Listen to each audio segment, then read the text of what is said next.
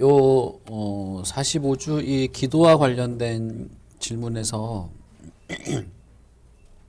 이 하이델베르크 요리문답이 정말 실천적인 내용이라고 느껴지는 것 중에 하나가 이런 거죠. 기도와 관련되어서 제일 간과되기 쉬운 것이 뭐냐면 기도가 하나님께 감사하는 감사이다라고 하는 점이죠. 우리가 하나님께 감사한다고 할 때 찬양도 할 수도 있고 또 뭐 여러 가지 어떤 그런 감사에 대한 것들을 할 수 있죠. 근데 하나님께 하는 감사 중에 하나가 기도라는 거죠. 그런 면에서 아주 잘 설명하고 있는 부분이 있는데 기도는 하나님께서 우리에게 요구하시는 감사에서 가장 중요한 부분이다. 그리고 평화와 성령을 신실하게 지속적으로 원하는 자에게 주실 것이고 또 그것으로 인하여서 감사하게 하는 것이다. 이것이 이제 첫 번째 답이 되는 거죠. 기도가 어떻게 감사일 수 있냐? 그러니까 기도할 때 감사합니다. 뭐 이렇게 하니까 감사일 수도 있죠. 그럴 수도 있는 것인데 기도 자체가 하나님께 감사의 표현이다라고 말하는 거예요. 그래서 우리가 기도할 때 뭔 간구를 하기도 하죠. 우리의 연약함을 돌아보면서 하나님께 간구하기도 하고 이웃을 위해서 기도하기도 하고 또 특히 성경에 있는 것처럼 하나님의 나라와 의를 위해서 기도하기도 하죠. 그런데 그 모든 기도가 감사의 감사의 태도를 가지고 하는 거예요. 그 이유는 하나님께 감사하도록 허락받았기 때문입니다. 여러분, 우리 창세기 할 때 하나님이 아담과 하와를 그 동쪽으로 쫓아내죠. 동쪽으로 쫓아낸 다음에 창세기 4장에 이제 어떤 이야기가 나옵니까? 아담과 하와가 자식을 낳고 예배드리는 장면부터 나오거든요. 그건 뭐냐면 하나님이 이 부부와 가족을 쫓아냈는데 하나님과의 관계가 끊어진 거죠. 쫓아냈는데 제사, 예배를 통해서 하나님과 관계를 이어갈 수 있는 어떤 방법이 있었다는 거예요. 어떤 하나님께 나아가는 길이 있었다는 거죠.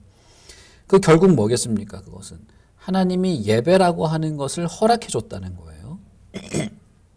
예배는 예배 혹은 뭐 기도는 이 아담이 에덴 동산에서 쫓겨난 아담에게 허락된 아주 오래된 허락 표현하자면 그런 것이죠.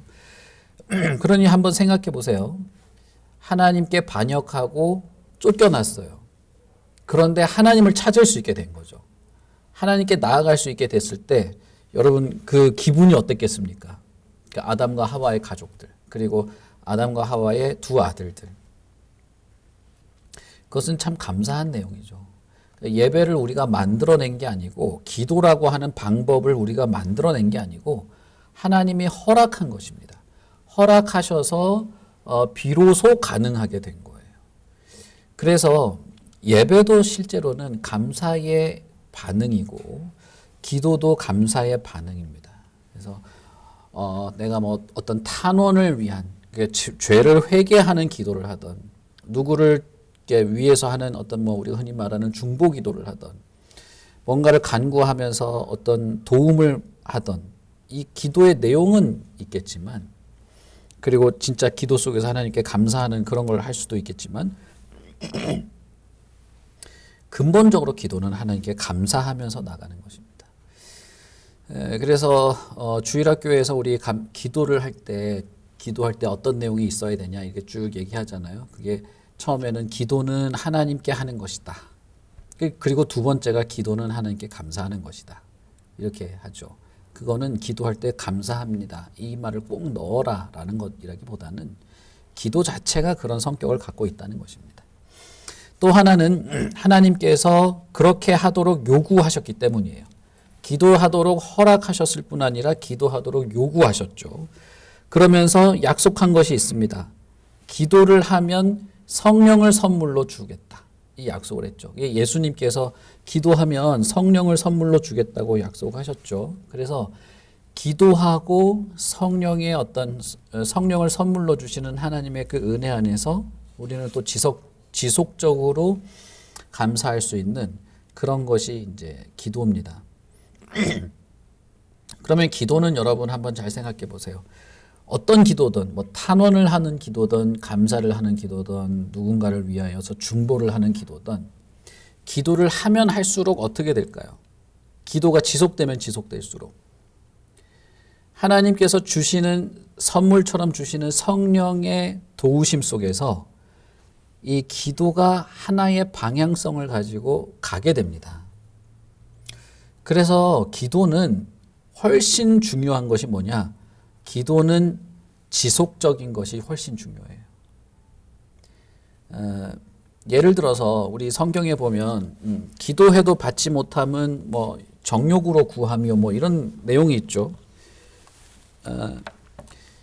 잘못된 기도 혹은 뭐 이렇게 욕심에 의해서 드리는 기도, 뭐 우리가 흔히 그렇게 말하잖아요. 응답받지 못한다, 뭐 이런 얘기들을 하는데 저는 더 거기서 좀 더 좀 근본적인 얘기를 하자면 기도를 내가 뭐 정욕으로 구하던 뭐를 구하던 우리가 기도 안에서 잘못할 수도 있죠.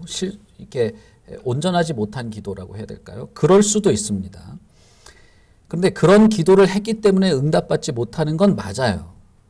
그런데 더 근본적인 문제는 기도를 지속하지 않기 때문에 하나님의 응답에까지 갈 만큼의 기도의 변화가 나타나지 않는 거예요.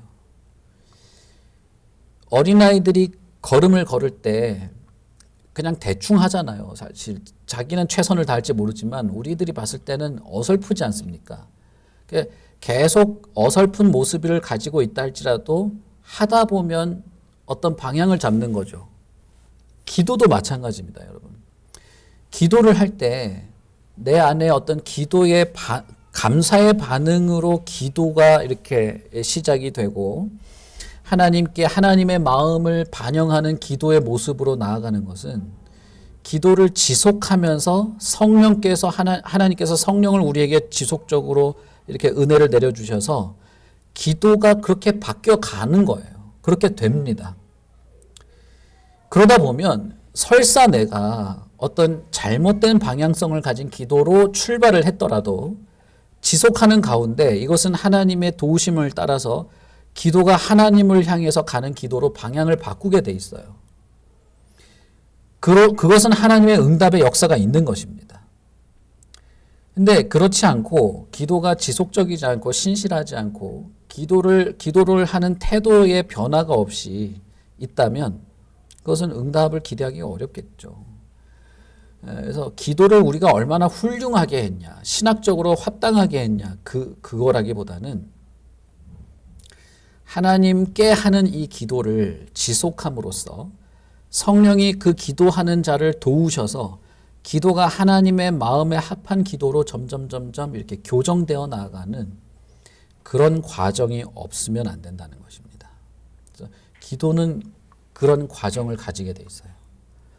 그래서 출발이 어떠해야 되느냐? 출발은 아까 제가 말씀드렸던 것처럼 출발은 항상 감사의 반응이에요. 그리고 또 하나는 이 출발은 이 기도를 들으시는 분이 하나님이라는 겁니다. 기도를 들으시는 분이 하나님이고 기도를 허락한 분이 하나님이고 기도하도록 하신 분이 하나님이라는 사실로부터 기도가 출발하는 것이에요.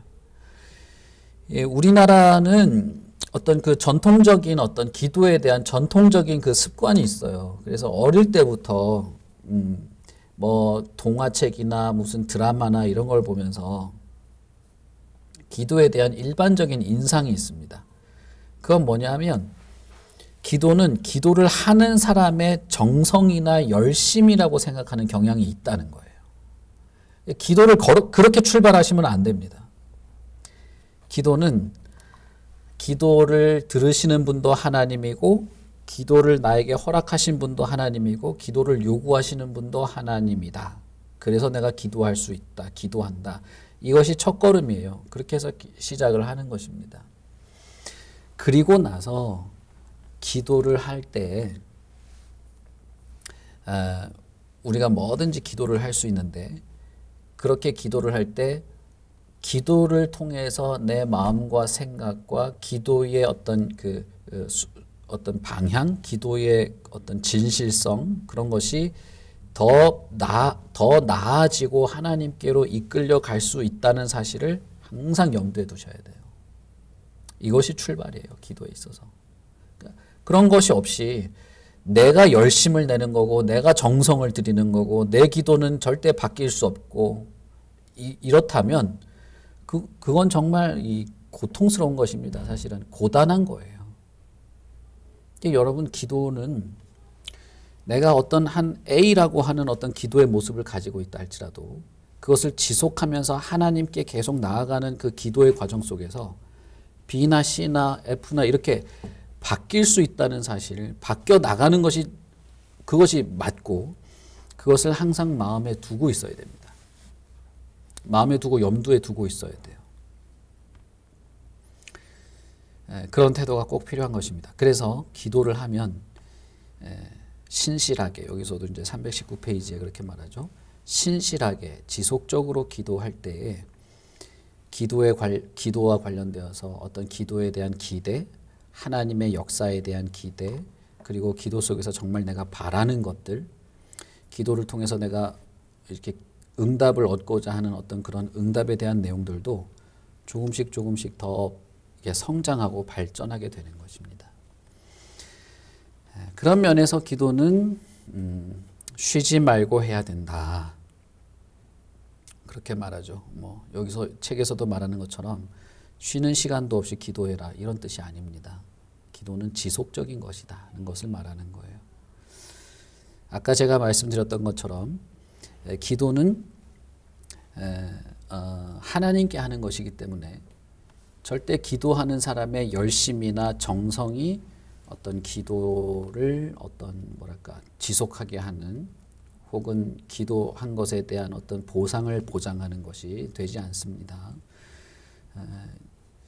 이제 기도를 그래서 각자가 기도할 수 있는 좋은 상황과 시간과 혹은 어떤 그런 환경 속에서 하시기만 하면 되는 것이죠.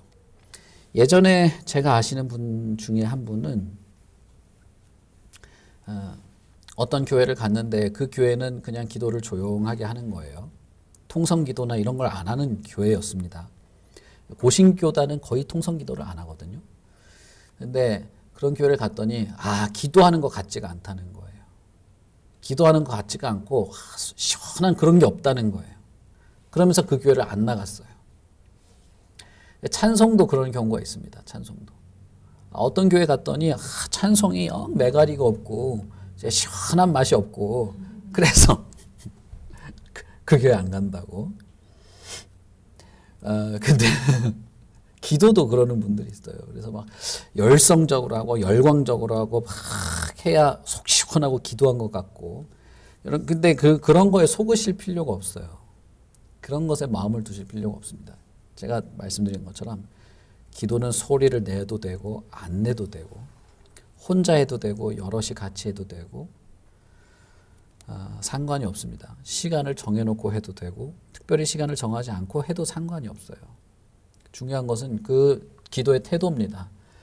신실하고 지속적으로 그리고 감사의 반응으로 하나님을 향해서 언제든지 내가 기도 안에서 성령을 통해서 고쳐지고 교정될 수 있고 그렇기를 바라는 마음으로 하는 그 기도의 아주 기본적인 태도가 있는데 그것만 있으면 상관이 없는 거예요. 요즘 이제 우리 교회 새벽 기도를 계속 하고 있습니다만은 여러분 새벽 기도가 무슨 특별히 영험한 능력이 있고 새벽에 나가서 하면 막 새벽 제단 뭐 이런 얘기를 하는데 여러분 새벽 기도는 제단이 아니에요. 제단은 우리는 하지 않습니다. 신약교회에서. 제단은 구약에서 나는 거예요. 어떤 분들은 여기 강대상이 제단이다, 뭐 예배가 제단이다 하는데 굳이 그런 말을 쓰지 않으셔도 됩니다. 근데 새벽 기도가 무슨 특별한 능력이 있고 영험한 그런 것이 있고 한 게 전혀 아니에요. 현대 사회에서 새벽에 기도하는 게 좋으면 새벽에 기도하는 겁니다. 옛날에 16세기, 15세기 때는 전기불이 없을 때 그때는 새벽 기도가 없었죠. 우리나라의 새벽 기도가 어떤 장로님이 처음 시작했냐면은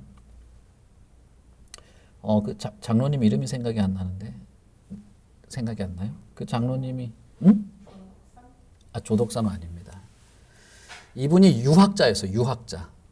유학자였는데 복음을 듣고 회심을 한 거예요. 그래서 기도를 하고 싶은데 이 유학자들이 하던 방식으로 한 게 새벽 기도예요. 새벽에 일어나서. 농경사회니까 해 뜨기 전에 일어나서 밭에 나가거든요. 그 전에 일할 때는 시간이 없으니까 그 전에 일어나서 기도한 게 새벽 기도예요. 그래서 해외에는 새벽 기도가 없어요. 청교도들도 새벽 기도 안 했습니다. 청교도들은 전기가 없으니까 해 떨어지면 자고 해 뜨면 일어났어요. 그러니까 여러분 그렇다고 해서 새벽 기도 안 해도 된다 이 말이 아니고 율법적으로 접근하지 말라 이 말입니다. 율법적으로 뭐든지. 새벽에 나와서 새벽 기도하면 하나님이 응답해 주고 새벽에 하면 뭐 해주고 새벽 기도도 안 하면 안 되고 새벽 기도도 안 나오는 게 뭐냐 이런 식으로 할 필요가 전혀 없는 거예요. 근데 이제 현대 사회에서 여러분 생각해 보세요. 새벽 외에는 시간을 내기가 쉽지가 않아요. 여러분 헬스 클럽 가서 운동하려고 새벽반 끊어서 가잖아요. 그게 뭡니까? 낮에 바쁘고 저녁까지 일하니까 새벽에 하는 거죠. 수영도 새벽에 하지 않습니까? 낮에 힘들고 저녁에 힘들고 하니까. 그런 거라고 보시면 좋겠어요. 어쨌든 요는 뭐냐? 기도를 하려고 하는 겁니다. 기도를 지속하고 신실하게 하는 것이죠. 기분 시원하려고 하는 것도 아니고 또 새벽에 한다고 해서 뭐가 있는 것도 아니고 금요일 날 철야를 해야 진짜 철야 기도 이런 것도 아니에요. 그러나 분명한 것은 뭐냐? 기도를 한다면 그 사람에게는 성령의 도움을 통해서 그가 개혁되고 갱신되고 더 나아지는 것이 분명히 있는 것입니다. 그래서 바른 신학, 기도에 대한 바른 이론적인 어떤 이론을 가지고 기도를 안 하는 것보다 그런 건 없지만 기도를 열심히 하는 것이 더 나은 것입니다. 그래서 흔히 이런 개혁교회에서 제일 이제 단점이 뭐냐면 옳고 그른 거 따지는 건 좋아해요. 그래가지고 논리와 이론으로 기도는 이거고 뭐는 뭐고 하는 건 알지만 안 하면 아무 소용이 없는 거거든요. 그러나 그런 논리나 어떤 이론은 좀 부족해도 정말 신실하게 하나님께 매달리는 것이 사실 더 나은 겁니다. 그러면 그 사람은 바뀌거든요. 그러면 그 사람은 성령께서 고쳐 나가십니다. 그래서 여러분 기도는 하면 할수록 더 하나님의 마음에 부합한 기도로 고쳐지게 돼 있습니다. 그렇게 나아가게 돼 있어요. 그래서 기도는 지속하는 것이다 라고 하는 것이고, 무엇을 기도해야 하느냐, 하나님께서 받으실 만한 것이 무엇이냐 에서 이 하이델베르크에서 제시하는 것은 무엇이냐 하면, 기도를 할 때 우리는 기도할 수밖에 없는 결핍이 있다는 사실을 하나님께 드러내놓고 우리의 연약함, 우리의 죄악된 모습, 나의 어떤 그 악함, 결핍, 결함을 속여서는 안 되는 거예요. 이걸 하나님 앞에 솔직하게 드러내놓고 하나님이 고쳐주시고 새롭게 해주시기를 바라는 것이 있어야 됩니다. 그래서 여기 하이델베르크에서는 하나님의 신적 위험 앞에서 우리 자신을 철저히 낮추어야 한다, 이렇게 말씀하시죠. 그리고 또 하나는 하나님의 약속의 근거에서, 하나님의 약속의 의지에서 확신하는 가운데 기도하는 것이 있다, 이렇게 말하죠. 그러니까 무엇을 기도해야 하느냐 할 때 이런 항목 저런 항목을 기도해야 하나님이 받느냐, 그걸 말하는 것이 아닙니다. 하이델베르크에서 말하는 것은 다 기도에 대한 근본적인 태도예요. 자신의 마음의 태도. 하나님께 우리가 무엇을 구할 때도, 뭔가를 간구할 때도 내 연약함과 결핍을 솔직하게 내어놓는 것이죠. 특히 우리 안에 있는 악함을 고백하는 것이 필요합니다.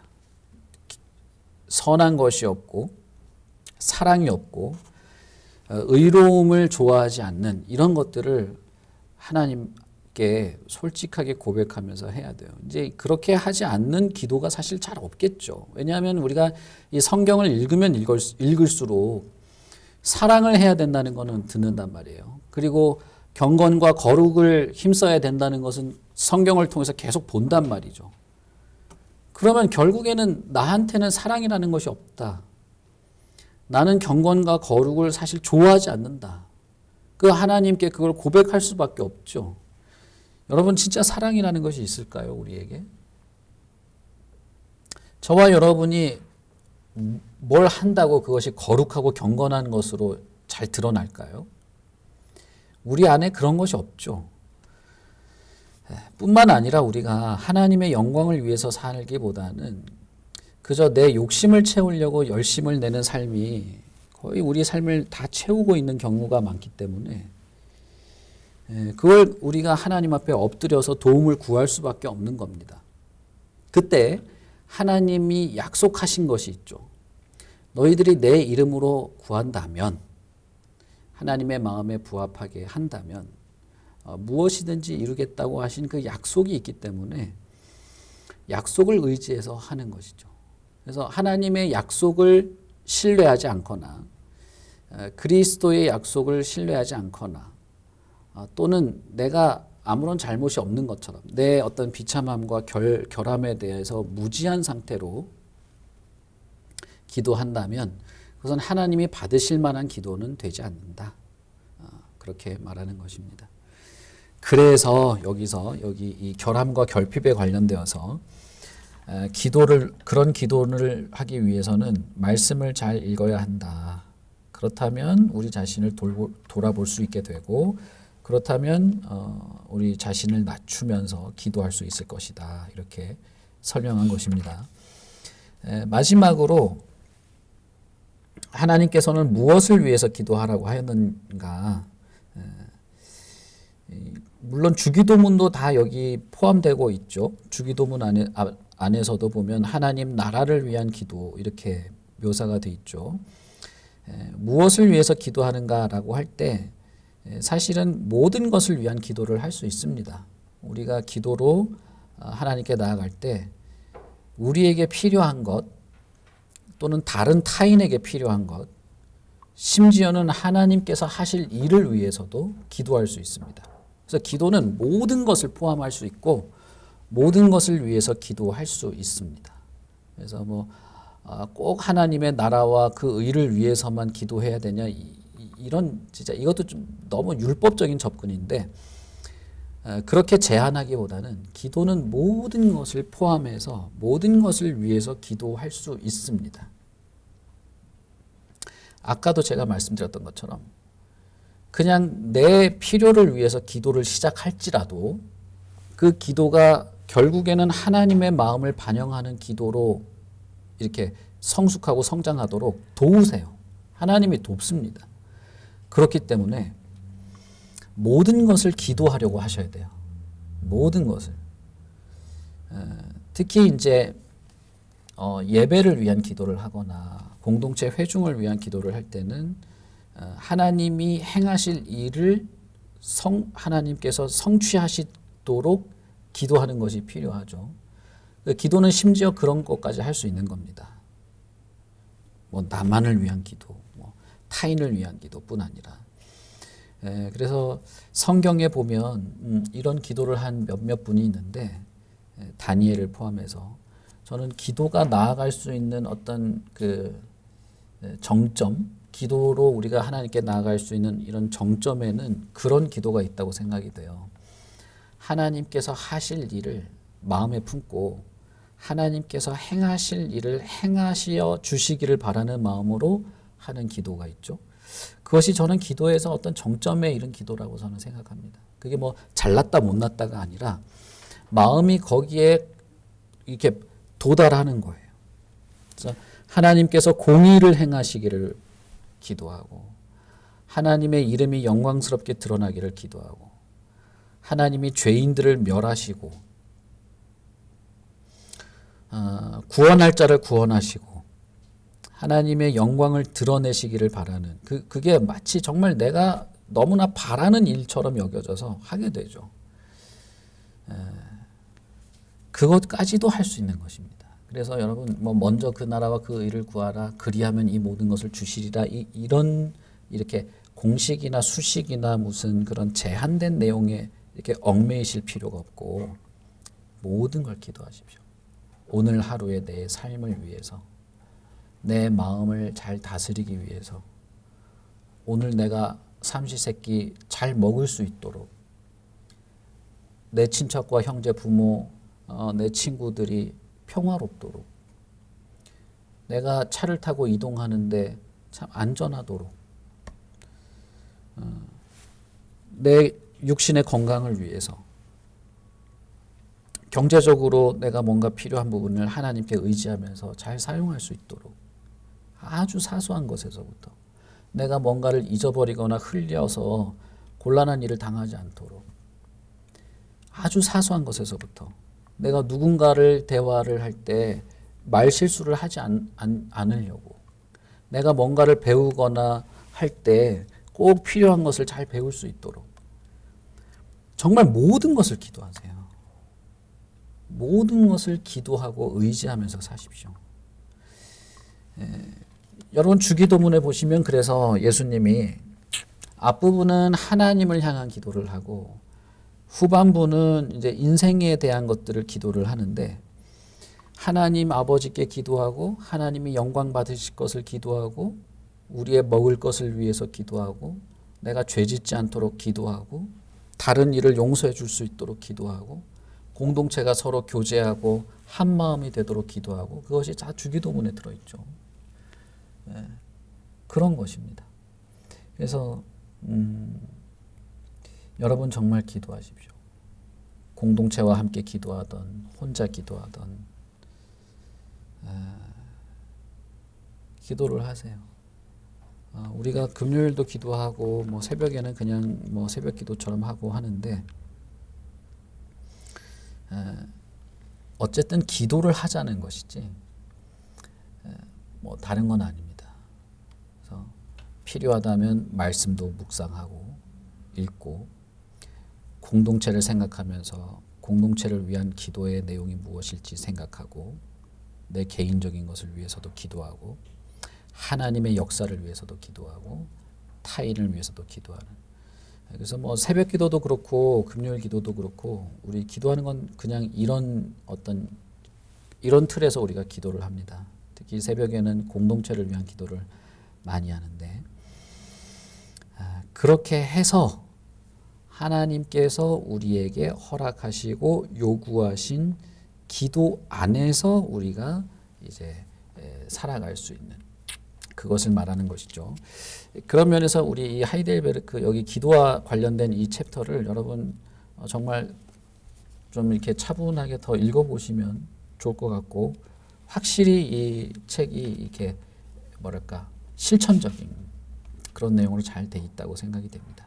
그래서 하나님께서 내게 구하라 그러면 크고 비밀한 것을 너에게 보여주겠다라고 했던 그 하나님의 말씀이 정말 우리에게 이제 실현이 되고 약속이 이루어지고 그러는 어떤 그런 은혜들도 있기를 바랍니다. 자, 우리 질문 없으시죠? 기도하도록 하겠습니다. 하나님 아버지 은혜를 참 감사합니다. 우리에게 기도를 주시고 특히 하나님이 정말 자비롭게도 우리의 기도를 들으시는 하나님이어서 얼마나 다행인지 모르겠습니다. 하나님께서 우리의 기도를 들으시지 않으면 우리의 이 모든 노력이 수고롭고 열심이지만 아무 의미가 없었을 겁니다.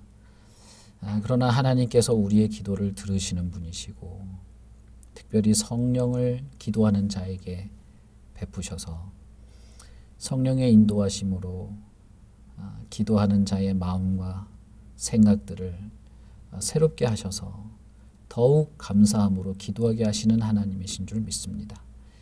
그러니 하나님 우리의 기도를 들으시고 우리에게 가장 선하고 적절한 것으로 역사하시고 갚으시고 우리가 더욱 깊어지며 성장하는 그런 믿음의 발전을 이루도록 하여 주시옵소서.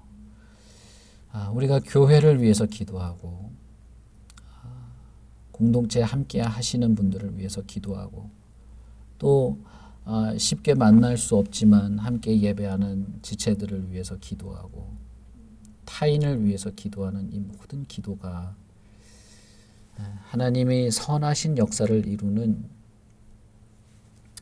그 한 조각이 되기를 바랍니다. 여기 모인 모든 사람들의 기도 제목을 들으시고 심령을 위로하시고 화목하게 하시고 육신의 강건함을 주시고 애쓰며 노력하는 모든 일상의 삶이 열매 맺고 참 보람이 있게 하시고 모든 일을 하나님께 의지하면서 기도하면서 해나갈 때마다 하나님 늘 함께 하시고 하나님의 응답하는 역사, 응답하시는 그 하나님의 은혜를 감사하며 살게 하여 주시옵소서. 우리가 참 바쁘게 살아갑니다. 마음과 생각이 복잡하기 그지없고 하나님께 마음을 집중하고 예배에 집중하고 마음이 하나님이 베푸시는 평강과 위로로 참 그렇게 평화롭기가 쉽지가 않습니다. 하나님이여 우리의 마음이 쉽게 빼앗겨지지 않도록 우리의 마음과 생각이 무너지지 않도록 도와주시고 눈을 떠 있을 때든 잠자리에 있을 때든 어느 때든 하나님께서 친히 도우시고 역사하여 주셔서 우리의 마음과 생각이 하나님이 베푸시는 은혜로 참 충만하도록 하여 주시옵소서. 감사합니다. 예수님 이름으로 기도합니다. 아멘. 수고하셨습니다.